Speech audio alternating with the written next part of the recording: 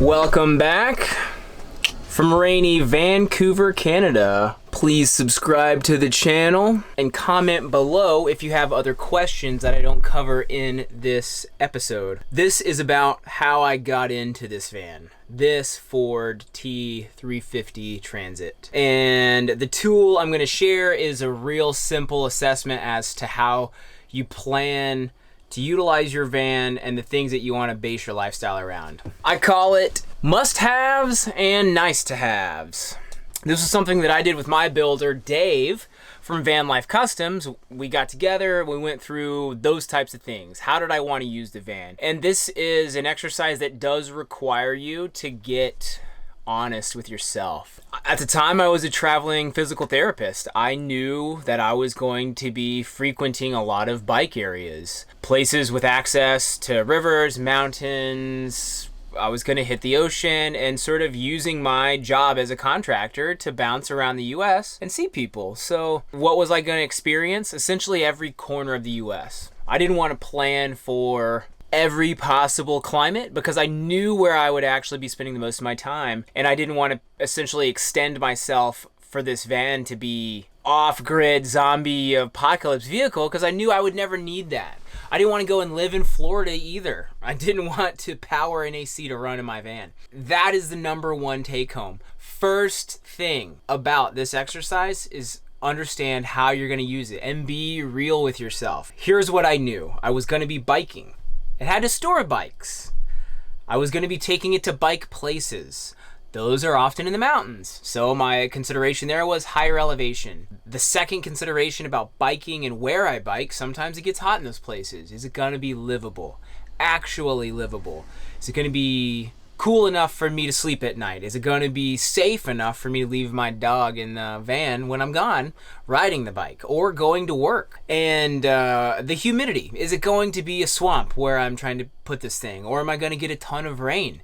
Is this going to be a box of mildew and wet dog? I thought about all this stuff, and albeit I never got to be an Eagle Scout, I do over prepare, and I think about this shit. It's important. If you are starting to put these things in your mind for when you travel, you're going to have a better experience when you're ready to adapt and live that trip out to its fullest. Same thing with vans. If you're going to commit to living in a vehicle, it does behoove you to plan ahead. Back to the main thing of operating, where you're going to take it, you've just got to pry into what your desires are. Realistic stuff. And then how long are you going to do it? If you're not going to do it that long, then maybe don't invest in a van, rent one, or just go with what you got. I did a Subaru Outback for the longest time. Loved it. I had a lot of camp gear. I had all the camp gear in a setup to where I could always store it in the van, get it in and out easily. And for me, it was being outside was the real goal. Not trying to live in the Outback. I was living outside and just having fun in the Outback as a place to get me to the fun stuff. That was it. So that's really what I would assess with yourself. Once you're honest with that, the location, how you're going to use it, is it a full timer? Do you want to be able to take a shower and a crap in the middle of a city without having to go in somewhere and have the privacy of your own home, and also have people walking by on the sidewalk listening to the music that you're blaring so you can sing in the shower? You got to think about that. That's not me. That is the stuff you're going to go through, and that's going to help you define how you'll build it. The toys that you're going to store inside of it, the amenities you want your van to have, and then you really go into the nice to have versus must haves. For me, the must haves, I'm from Tennessee. If I visit Tennessee and I don't want to inconvenience anyone or myself, I want to be able to stay in the van. Well, if you've ever been to Tennessee, the deep south, it's humid. And when it's that hot in the summer, you know that you're sweating. Like you walk out of your home, you just start sweating through the fresh t-shirt you put on after you showered. So that was what I knew I was up against. AC. I designed this van with an AC to use it when I needed it. It wasn't something that had to run all the time off the batteries. We'll dive deeper into that later. So the AC was one thing. You heard me talk about it in this video, tons of other videos. Bikes. I have a lot of bikes. I love bikes. Being on a bike is fun for me. So I knew I would have them. They are stored behind here. So I built the layout. This blueprint is around bikes, how we store them, are they easy to access, we know they're going to be used often, that type of stuff. Other musts. The dog.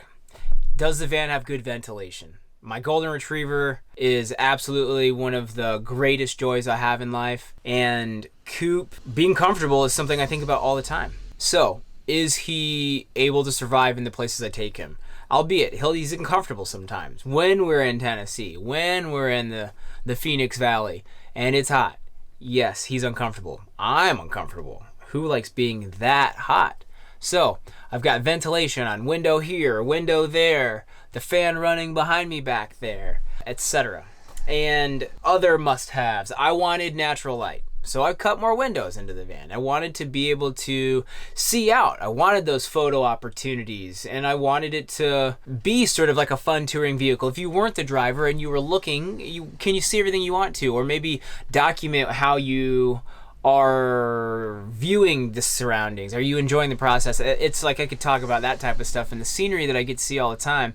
But I want it to be a fun to be in vehicle, whoever's traveling with me and myself. Other must-haves. Do I have space? Is this sustainable? Can I stand up? I'm not that tall, but this van is the tallest available. Yeah, it's sustainable. I never feel cramped. I can always stand up, stretch my legs. I don't do squat jumps, but I can do pull-ups, push-ups. I can move around in here. I never quite feel uncomfortable. This is the best night's rest I can obtain. Those are the things you want to pay attention to. Are you enjoying the space? Does it feel like an inconvenience to do stuff? Think about that. If it's an inconvenience in your apartment to try to cook a certain thing because you don't have this appliance and you like eating that thing, put that into your build. If your life is convenient and easy, then it's sustainable. The nice to haves. The AC. It was expensive. It took labor time. It took an expensive component. It had, the installation was a thing. And then you've got to adjust for the batteries to the battery power and the storage space that it takes up to power the thing. So you've just got to start thinking about how it all goes. Other nice to haves. A shower, of course. Who doesn't like a shower? However, there's collapsible options, portable options, gyms with showers in them, which you're maybe going to be a member of when you're traveling all the time in a vehicle, because hot shower's nice, staying clean is friendly, and being able to exercise throughout the times you're on the road is super nice to stretch the legs on a long road trip. All nice to haves, but things that aren't all that necessary when you convert your lifestyle into living in a van. So this is the general idea for this exercise. Figure out your operation mode. Are you cool with living a certain lifestyle, considering you're about to put that lifestyle into vehicle and vehicle dwelling? 2, nice to haves versus must haves. The must haves you really want to sort through. It's your lifestyle. It's gonna happen. Tough things occur. Are you prepared to deal with those to keep the wheels on the bus going round and round? Think about it. This is the start of a series because I get the most feedback about how to get into a van. How'd you choose that? Why did you go with that? How did you pay for it? How did you pay for it and then pay for the build out itself? Because you have to buy a vehicle, then you have to pay people to build it, or you build it yourself and get the tools involved with doing that, and it becomes quite the process. So there is so much to go through. Please send the stuff here, the comments, the questions, and let's have convos about this. We can build it into a really fun series that's informative and hopefully makes it seem attainable, because I just knew this was going to enhance my lifestyle. That was the whole point of van life, was enhancing my lifestyle. Am I going to live the life that I want to lead? And for me, it was doing more of the fun stuff with the people I care about. Getting on a bike, surfing, seeing my friends that live across country more than just every 5 years. After college, things change. And after grad school and you get into that next chapter of life, career, family, kids, house, travel, everything, it is so hard to connect with people and stay connected despite the distance. So this was my strategy for minimizing the distance and keeping the people that matter to me in my life. That is enough on that. Try this exercise, nice haves versus must haves for your van. And thank you for stopping by. Please remember to subscribe to my channel. I'm trying to continue putting the content out, and I do Love the support out there. Thanks, guys. I know I signed off on the video already. I just saw my cup of coffee, took a sip, and then saw the film that I was taking. And behind me, I didn't even address the elephant in the room, which actually is a bicycle in my bed. And right now, my girlfriend has just relocated all of her things from the East Coast of Canada to the West Coast.